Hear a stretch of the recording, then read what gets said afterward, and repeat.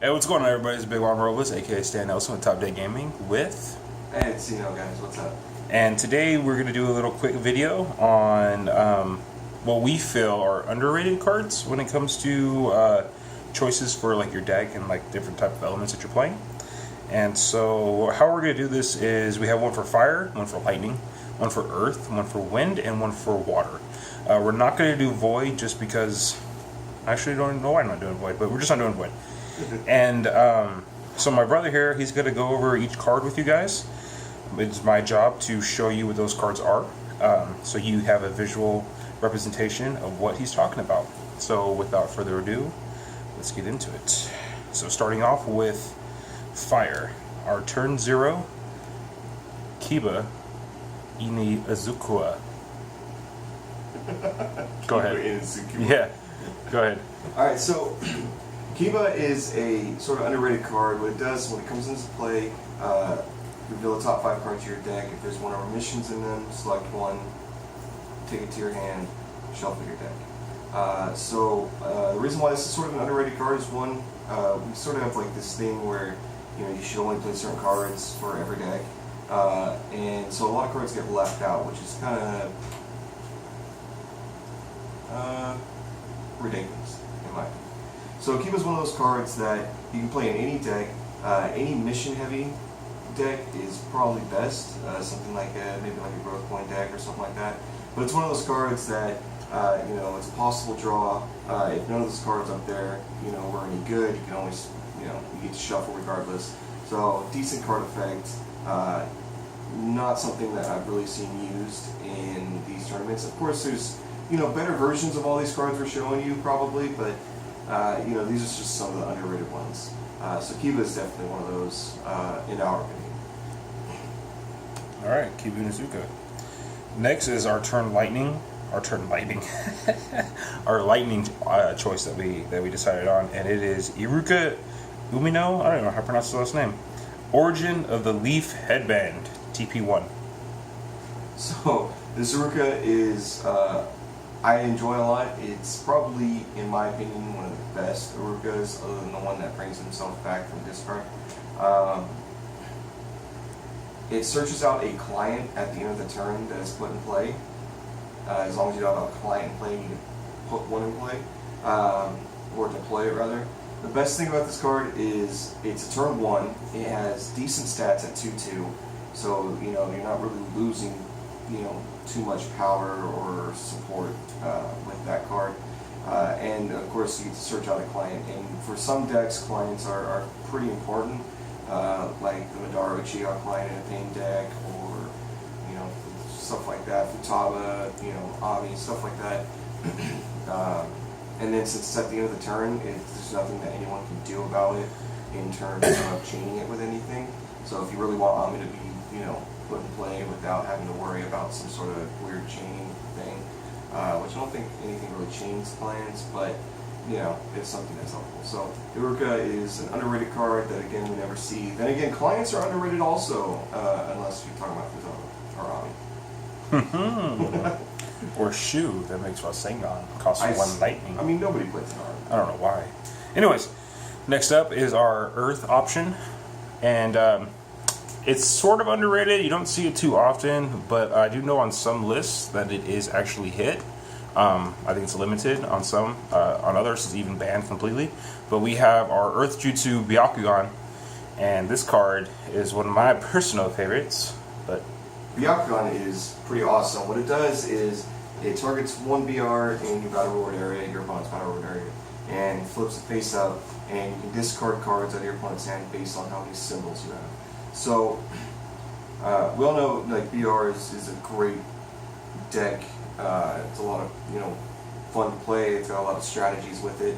Byakugan 1 helps out that deck entirely, and the really cool thing about it is you turn that and hit a 3, a 3 card, and it's not even an in-case effect. So if you already have a face-up, say Tsuchikage or one of those set 25 cards that have 3 symbols, you're hitting all 3 of those symbols. yeah, the whole do as much as you can roll.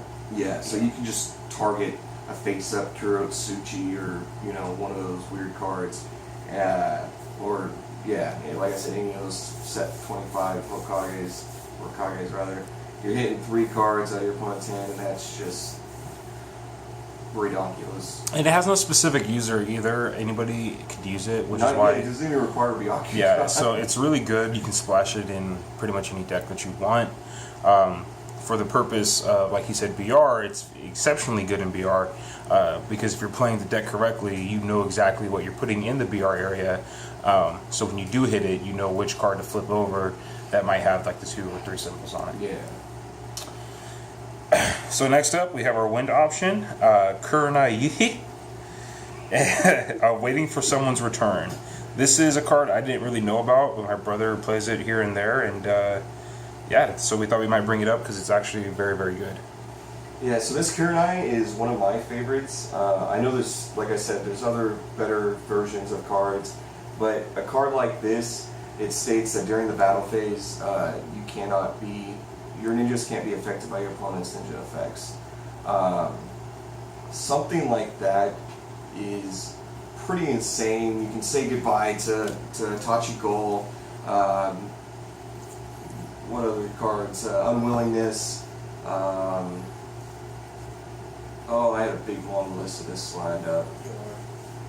Oh yeah, Yoroi for water, the one that when you attack, you have to discard 2 of your chakras. It's cards like that. Kidomaru, that's an important one. Any cards that prevent you from attacking. The tracking Neji and Hinata platoon or squad rather. The one that when the track ninja attacks, they have to discard a card or 2 cards or something like that. That's negates tracking. There's another one too. Oh, there's just those cards that during the exchange jutsu can do stuff. Eyes of the Serpent Sasuke can't be affected by that because that card is ridiculous. What is it?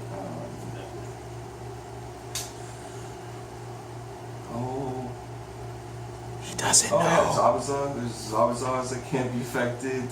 There's just a lot of good cards like that that affect during exchange of jutsus, and now it doesn't matter because they're all hard effects. So that's even Baki Ablebrain can't be affected because of that, and the 3rd or 4th Kazekage can't be affected by that.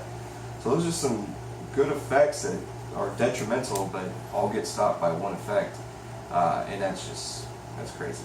Was it Kimaru State 1 too, the one that can injure during the exchange jutsu? That's a good one too.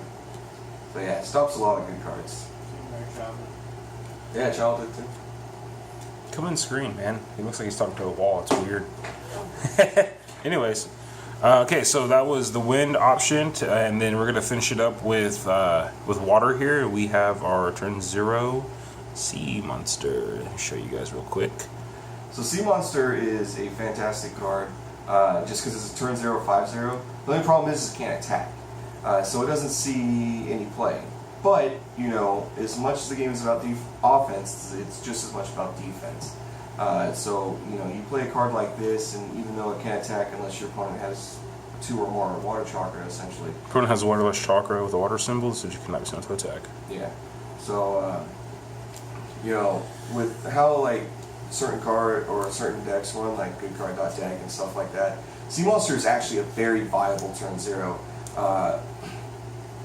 Just simply because you're going to have somebody playing 5 colors, they're going to have water in their chakra area. In most cases, stuff like Monster Research, Infinite Embrace, you're going to see those in a lot of decks. So those are water symbol cards that now you can take advantage of to have that turn 0, 5/0 card. Now I know there's stuff like solo Sasuke and stuff, but when you're going up against certain decks, you can have 3 solo Sasukes, 3 Sea Monsters, and 3 Hinata Childhoods, just for blocking, having that blocking power too.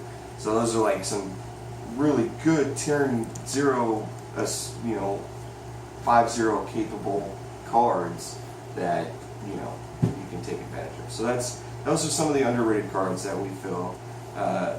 Especially if you're just starting out, those are good cards to use to kind of get a handle of things. Yeah, so to recap, we had Kiba, Keen Nose, lets you search the top 5 cards of your deck and then select one mission card among them and put it to your hand. Very, very good card. We had the Iruka Umino that allows you to search for... Why is it not coming up? That is so annoying. Ooh. Anyways, allows you to search for a client card and put it into play if you don't have one in your village at the end of your turn. We had the Byakugan that hits your opponent's hand for discard, depending on the number of colors or the number of symbols on the target card from your BR area. We had a very, very underrated card, Kurenai, that helps stop ninja effects, keeping your teams healthy and safe. Good stats too. And then we finished it up with Sea Monster. Pretty decent card. He's huge. And he has an additional effect, in case you're interested. It's Sea Monster ninja cards in your hand and chakra get negative hand costs. So, yeah, in case you're playing a Sea Monster deck, which I'm not really sure why you would.